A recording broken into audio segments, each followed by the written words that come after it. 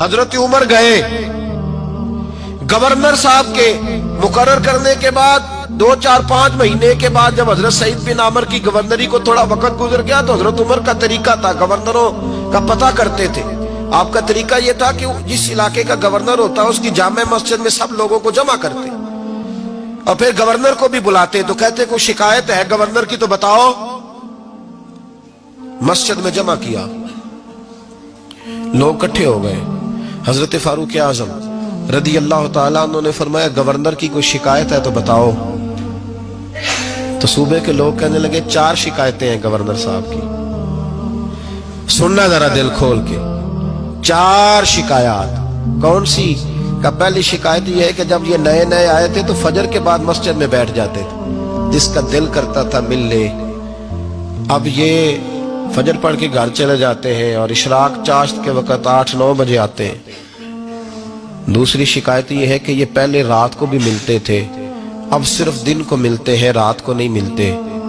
اور تیسری شکایت یہ ہے کہ ہفتے میں ایک دن ملتے ہی نہیں۔ چوتھی شکایت یہ ہے کہ کبھی کبھی روتے ہیں تو بے ہوش ہی ہو جاتے ہیں۔ حضرت سعید بن عامر گورنر، اور میں اکثر کہتا ہوں اسی دھرتی پر یہ وہ نور والے لوگ تھے جنہیں میرے رسول نے نور عطا فرمایا تھا۔ یہ ہے تربیت میرے نبی پاک کی۔ حضرت عمر نے گورنر کی طرف دیکھا، فرمایا بتائیں جناب، آپ کی شکایت آئی ہے۔ پہلی شکایت یہ ہے کہ آپ پہلے فجر کے وقت ملتے تھے، اب اشراق چاشت میں ملتے۔ حضرت سعید بن عامر رضی اللہ تعالیٰ عنہ کہنے لگے حضور اگر آپ نہ ہوتے کوئی اور پوچھتا تو میں کبھی نہ بتاتا۔ حضور میری مجبوری یہ ہے کہ میری بیوی بیمار ہو گئی ہے اور معذور ہو گئی ہے ٹانگوں سے، میں غریب آدمی ہوں، نوکر نہیں رکھ سکتا۔ اس بھلی مانس عورت نے 30 سال میری نوکری کی ہے، اب وہ بیمار ہو گئی ہے تو کیا میں اس کو چھوڑ دوں؟ میں سویرے اٹھ کے اپنے گھر میں جھاڑو دیتا ہوں، برتن دھوتا ہوں، آٹا گوندتا ہوں، روٹی پکاتا ہوں اور اپنی باوفا بیوی کے منہ میں لقمے ڈالتا ہوں۔ حضور وہ پخانہ پیشاب کرتی ہے تو وہ بھی میں صاف کرتا ہوں، وہ میری ذمہ داری جو ہوئی تو ذرا دیر ہو جاتی ہے۔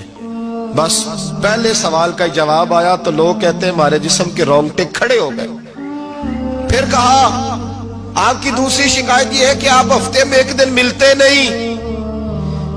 تو حضرت سعید بن عامر کہنے لگے حضور کاش یہ لوگ مجھے رسوا نہ کرتے، کاش سرعام نہ پوچھتے تو میرے اور میرے رب کا راز تھا، یہی بہتر تھا۔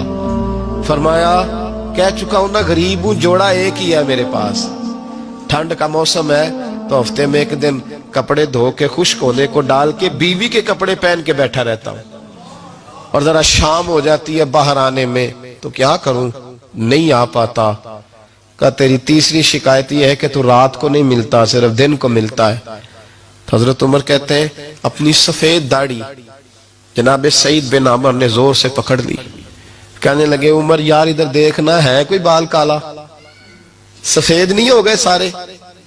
اس کا مطلب ہے پھل پک گیا، پتہ نہیں مالک کب بلا لے۔